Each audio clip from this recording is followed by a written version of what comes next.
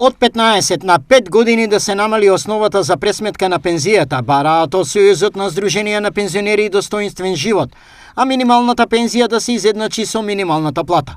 Ова се едно од десетината барања во новиот предлог закон за пензија, изготвен од овој сојуз, а доставен до надлежните владени институции.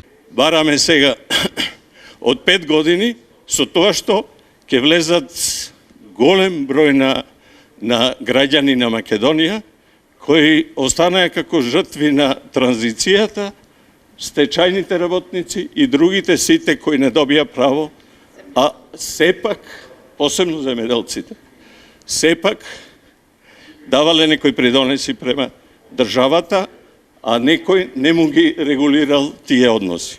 Во однос на старосната граница нема промени. 62 со 64, 62 за жени, 64 за мажи. Меѓутоа, стартната основа за пресметка на пензијата, место од 15 да се намали барем до 5.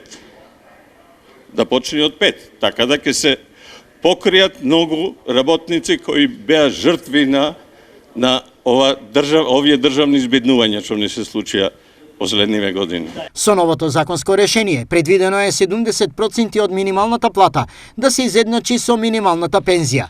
Зошто? Бидејќи сега моментално со одење во пензија е околу 74-75% вредноста на пензионеро, значи во иднина треба со новиот закон минималната пензија да биде 70% од минималната плата. На ист начин да се прави пресметка и на просечната пензија во однос на просечната плата, се напомена на денешната работна средба на Сојузот.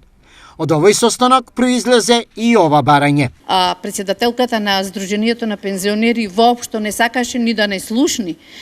Немавме никаква поддршка од нејзе. Бараме еве денеска на денешкиот состанок таа да си поднесе неотповиклива оставка, односно ќе почнеме одозгоре, од главата на Сдруженијата да се разрешуваат сите тие кои што беа против овој начин на овој покачување на пензијата линеарно на сите пензионери. Пензионерите изразија несебична голема благодарност до владата, бидејќи останала доследна на нивното барање за линеарно покачување на пензиите, и тоа во 2 наврати, во септември годинава и март идната година со по 2500 денари. Да се заблагодариме денеска на премиерот Мицковски покрај сето она што ни го кажуваше претходната министерка дека ќе направиме дупка во буџетот, дека нема финансиски средства за пензионерите, на пензионерите не им требат пари.